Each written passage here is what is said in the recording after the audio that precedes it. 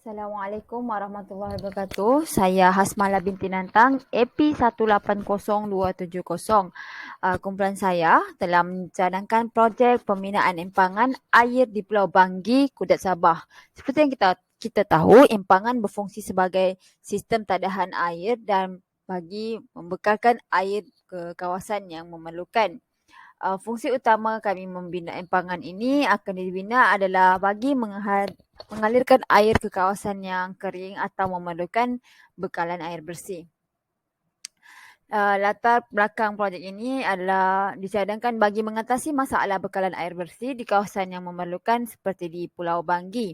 Masalah yang telah timbul di Pulau Banggi kerana isu infrastruktur dan masalah air telah disuarakan oleh masyarakat kerana bekalan air di kawasan tersebut semakin kritikal sejak mengalami keadaan yang kering kebelakangan ini. Masalah selain seperti tidak mempunyai air paip juga merupakan masalah yang dihadapi. Oleh itu, projek ini berobjektifkan untuk menyediakan empangan bekalan air bersih kepada penduduk Pulau Banggi dan memastikan kesihatan penduduk terjaga dengan bekalan air bersih dan memudahkan aktiviti seharian mereka. So, itu sahaja daripada saya, Hasmala binti Nantang. Terima kasih. Assalamualaikum, nama saya Muhammad Syukri bin Abu Bakar. Hari ini saya akan membentangkan mengenai skop kerja. Yang pertama, ciri-ciri kawasan. Pembinaan empangan air akan dilakukan di Pulau Banggi, Kudat Sabah. Pulau Banggi berkeluasan kira-kira 440.7 km persegi. Pulau Banggi mempunyai tempat yang dikelilingi oleh air laut dan sering mengalami kemarau. Seterusnya ialah kawasan am terlibat. Pembinaan empangan air ini akan melibatkan beberapa buah kampung seperti Kampung Batu Putih, Kampung Loktok, Kampung Singamata, Kampung Timbang Dayang dan Kampung Lembuak.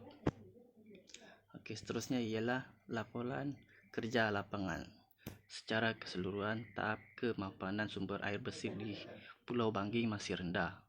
Hanya terdapat 45.5% saja penduduk yang mendapatkan bekalan air secara mapan. Sekian, terima kasih. Assalamualaikum, nama saya Muhammad Syamuddin bin Muhammad. Saya ingin membentangkan reka bentuk cadangan bagi membina empangan. Cadangan pembinaan empangan sumber air alternatif. 1. Mengekalkan kawasan tadahan hujang. Mengekalkan kawasan tadahan hujang merupakan cara utama mengelakkan krisis bekalan air. Cara kedua, kawalan pembuangan sisa domestik. Pembuangan sisa domestik kimia dan perlu dikawal bagi memastikan sumber bekalan air tidak terdedah kepada sebarang bentuk pencemaran. Ketiga, pendedahan melalui pendidikan.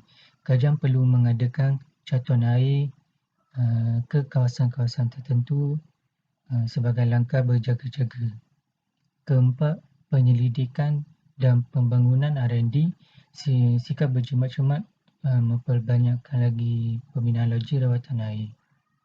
Yang kelima, pembinaan di kawasan semula jadi adalah perlu memilih kawasan yang mempunyai bentuk muka bumi yang semula jadi untuk membina empangan.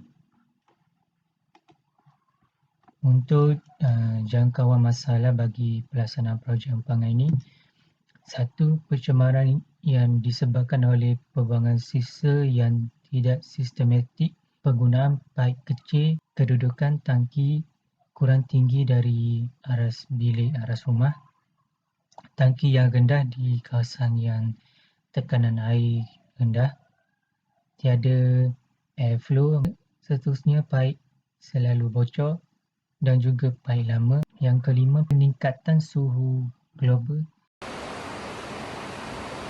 Assalamualaikum warahmatullahi wabarakatuh. Nama saya Muhammad Syafiq bin Ahmad.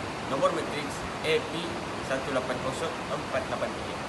Okey, bahagian saya adalah anggaran kos untuk pembinaan. Okey, pada khususnya untuk pembinaan kami menganggarkan adalah sebanyak 10 juta ringgit dan keluasan sebesar 1 hektar, di mana kita dapat tengok 4046 meter persegi. Okey. Dan berdasarkan dari itu, loji yang kami akan bina adalah untuk bertujuan bagi penampungan air, bagi tadahan air baru, bagi meningkatkan lagi produktiviti dan penggunaan air di kawasan luar bandar dan di kawasan pinggir-pinggir bandar, di mana permintaan air untuk air bersih itu terkadang